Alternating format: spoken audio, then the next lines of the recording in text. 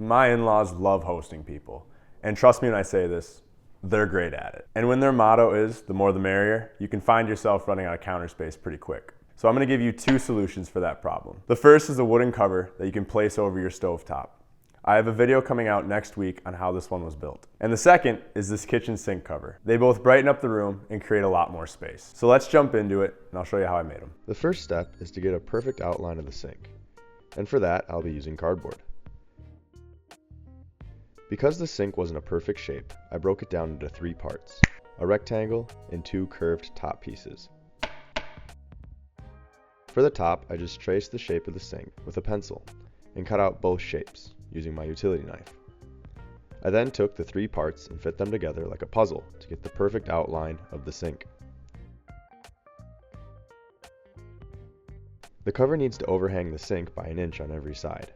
So I grabbed my square and using the edge as a gauge, I was able to get the perfect measurement.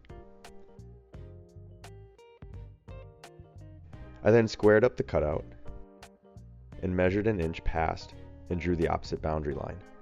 This is the line that I will be cutting on.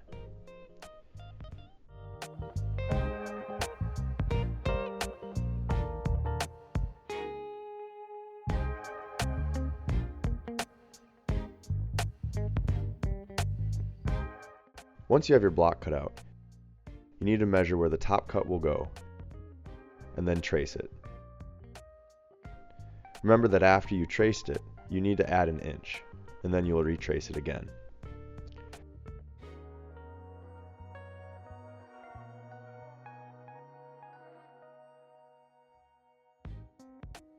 Cut out the shape using a jigsaw.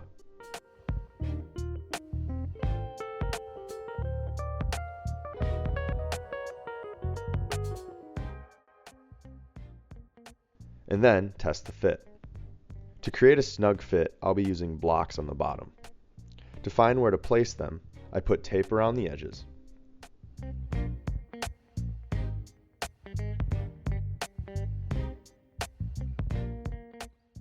After I remove the block, I can see where the edges will sit. And to keep the cover snug, I need to place 4 blocks right on the edges.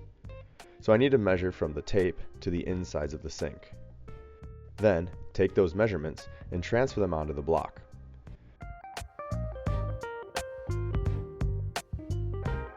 Once they've been transferred, you can line up the blocks. I just use scrap 1x4s and temporarily tape them down.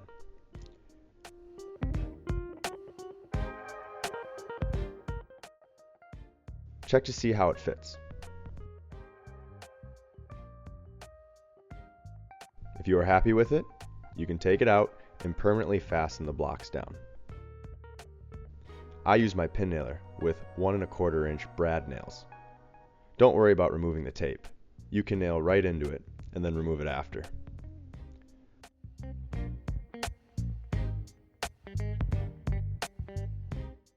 The last step is to sand all the areas that will be exposed.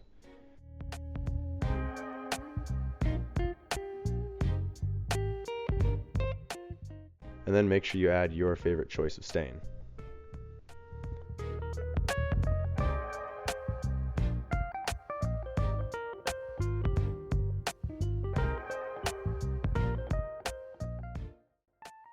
Make sure you wipe off the extra stain before giving it time to dry. If you want to see more easy builds or fun DIY projects, consider subscribing because it really helps me out. Also, leave a comment below and tell me what you'd like to see next.